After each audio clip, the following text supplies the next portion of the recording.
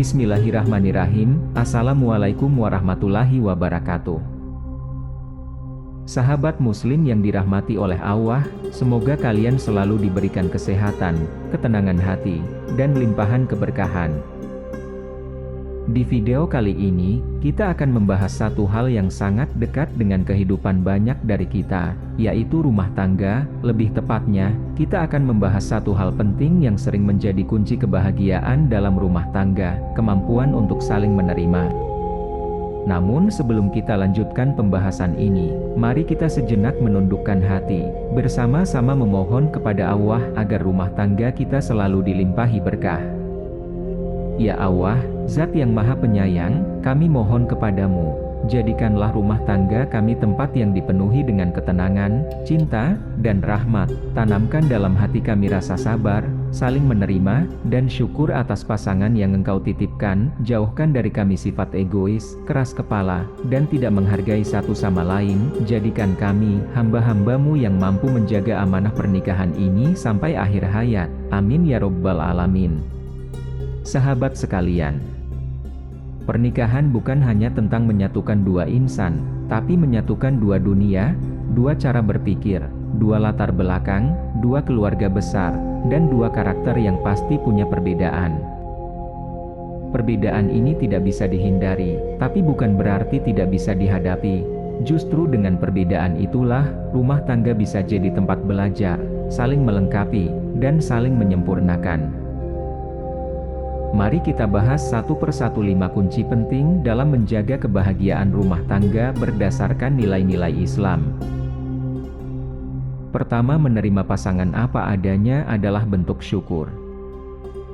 Setiap pasangan memiliki kelebihan dan kekurangan. Sayangnya, banyak dari kita terlalu sibuk memperhatikan apa yang kurang dari pasangan, hingga lupa bersyukur atas apa yang sudah ada. Padahal menerima pasangan bukan berarti menyerah atau tidak mau berubah, tapi itu adalah cara kita menunjukkan bahwa kita tidak hanya mencintai kelebihannya, tapi juga siap mendampingi dalam kekurangannya. Rasulullah Shallallahu Alaihi Wasallam bersabda, "Janganlah seorang suami mukmin membenci istri mukminah. Jika ia tidak menyukai satu sifat darinya, maka akan ada sifat lain yang ia sukai." Hadits riwayat Muslim. Hadis ini menyiratkan bahwa dalam setiap diri seseorang, selalu ada sisi yang bisa dihargai, maka daripada fokus mencari kekurangan, mari kita belajar melihat kebaikan-kebaikannya. Coba ingat kembali, apa saja kebaikan pasanganmu yang pernah membuatmu jatuh cinta, apakah itu masih ada? Mungkin iya, hanya saja tertutup oleh ego dan kebiasaan sehari-hari. Kedua, saling memaafkan itu menguatkan. Dalam rumah tangga, terkadang luka datang bukan karena niat jahat, tapi karena perbedaan sudut pandang, atau kata-kata yang tak sengaja melukai. Memaafkan adalah kekuatan yang besar, karena tidak semua orang mampu melakukannya dengan tulus. Tapi percayalah, memaafkan akan membuat hati lebih ringan, dan hubungan bisa pulih lebih cepat.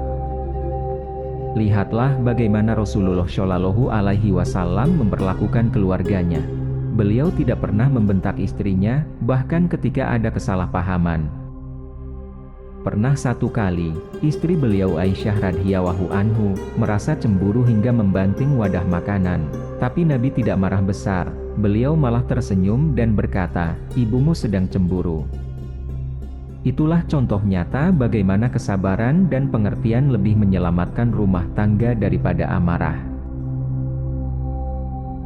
Ketiga, jangan sibuk menuntut, tapi belajar menyempurnakan. Menuntut pasangan menjadi sempurna adalah hal yang sia-sia, karena kesempurnaan itu hanya milik Allah, tapi memperbaiki diri agar menjadi pasangan yang lebih baik, itulah amal yang bernilai. Jika suami merasa istri kurang pengertian, tanyakan, "Sudahkah aku menjadi suami yang layak untuk dipahami?" Jika istri merasa suami kurang romantis, tanyakan, "Sudahkah aku menyentuh hatinya dengan cara yang ia pahami?" Rumah tangga yang kuat bukan karena dua orang hebat yang saling mengatur, tapi dua orang biasa yang saling memperbaiki diri setiap hari. Keempat, komunikasi yang baik itu kunci. Berapa banyak rumah tangga yang hancur bukan karena pengkhianatan, tapi karena miskomunikasi.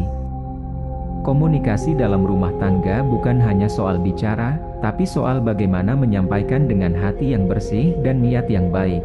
Jangan biarkan emosi menguasai ucapan, karena kata-kata yang menyakitkan bisa terus membekas.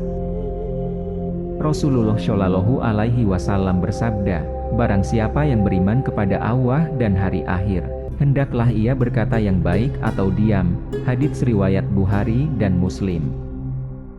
Mulailah dari hal sederhana, dengarkan ketika pasangan berbicara, tatap matanya, dan tunjukkan bahwa kita peduli.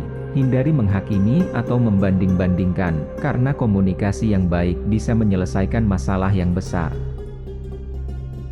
Kelima, bersama dalam ibadah dan tujuan hidup. Tujuan utama pernikahan dalam Islam bukan sekadar hidup bersama di dunia, tapi juga bersama menuju surga. Salah satu ciri rumah tangga yang berkah adalah ketika pasangan saling mendorong dalam ibadah. Misalnya, saling membangunkan untuk tahajud, saling mengingatkan waktu sholat, atau mengajak untuk ikut kajian bersama.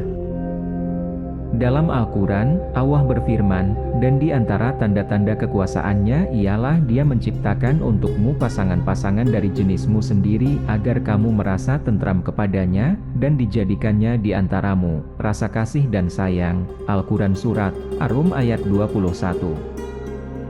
Pasangan yang mampu merasakan sakinah, mawadah, dan rohmah bukan hanya yang harmonis secara duniawi, tapi yang sama-sama berjalan dalam jalan ketaatan. Sahabat Muslim, membangun rumah tangga itu seperti menanam pohon. Butuh waktu, kesabaran, dan perhatian, tapi jika dirawat dengan baik, ia akan tumbuh kuat dan menghasilkan buah yang manis. Saling menerima bukan berarti pasrah tanpa perubahan, tapi bentuk dari rasa syukur dan komitmen untuk terus memperbaiki diri. Sebelum kita akhiri video ini, kami ingin mengajak sahabat semua untuk berbagi di kolom komentar. Apa hal sederhana yang pernah kamu lakukan untuk menjaga keharmonisan rumah tangga? Atau jika kamu belum menikah, tuliskan apa harapanmu untuk rumah tanggamu nanti. Semoga komentar kamu bisa jadi inspirasi bagi yang lain. Jika video ini bermanfaat, silakan bagikan kepada sahabat atau keluarga. Jangan lupa untuk like, subscribe, dan aktifkan lonceng notifikasi agar tidak ketinggalan konten dakwah berikutnya. Wassalamualaikum warahmatullahi wabarakatuh. Jazakumullahu khairan.